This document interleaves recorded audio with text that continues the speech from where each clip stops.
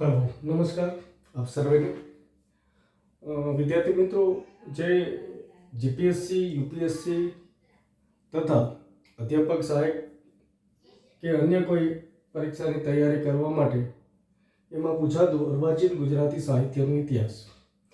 તો આજે હું તમને અર્વાચીન ગુજરાતી સાહિત્યનો ઇતિહાસ અહીંયા અભ્યાસ કરાવવાનો છું.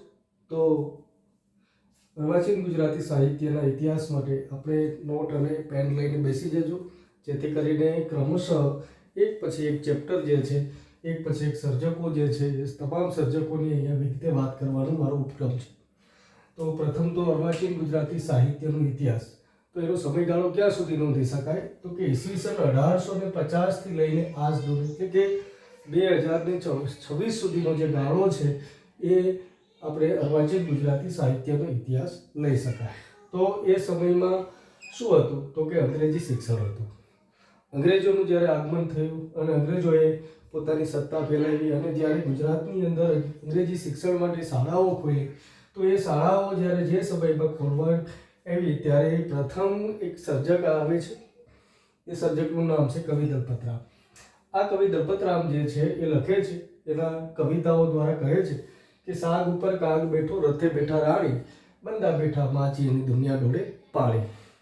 તો અહીંયા જે છે અંગ્રેજો વિશેની વાત કરે છે, અંગ્રેજી સાહિત્યની વાત કરે છે.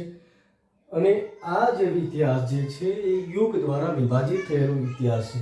એટલે સર્જક તરીકે આપણે કોઈને મૂલવવા હોય તો કે સર્જક જે છે કયા યુગમાં થયા હશે. ઘણી વખત આપણે કન્ફ્યુઝન થાય કે આને ગાંધી યુગના સર્જક ગણવા, આધુનિક યુગના ગણવા, કે એ સુધારક યુગના ગણવા. તો કેટલાક એવા સર્જકો જે છે એ સુધારક યુગના સર્જકો છે. જેમ કે આ 6 યુગની અંદર વિભાજિત કરવામાં આવ્યો છે. યુગ ગુજરાતી સાહિત્યનો જેટલો ઇતિહાસ છે અર્વાચીન ગુજરાતી, એની 6 યુગમાં વિભાજિત. તો પ્રથમ છે સુધારક યુગ 1850થી લઈને 1885. પંડિત યુગ છે 1850 થી લઈને 1915. ત્યારબાદ છે ગાંધી યુગ 1915 થી 1950.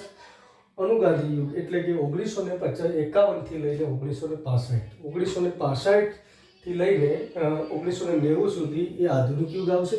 અને ત્યારબાદ આપણે ગણીએ તો 1990 કે 91 થી લઈને અત્યારે 2026 સુધીનો જે ઇતિહાસ આપણે ગણી શકાય, તો એ આધુનિક યુગનો ઇતિહાસ ગણી શકાય. તો આવી રીતે આ 6 યુગની અંદર એ વિભાજિત કરવામાં આવ્યા છે અર્વાચીન ગુજરાતી સાહિત્યના. એના પ્રથમ સર્જક જે છે એ છે કવિ દલપતરામ.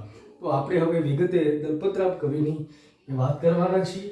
તો આવનારો વિડીયો જે છે એ પ્રથમ સર્જક આપણા સુધારક યુગના 1850 થી 1885માં થયેલા કવિ દલપતરામ જે છે એની વિગતે આપણે વાત કરવાની છે.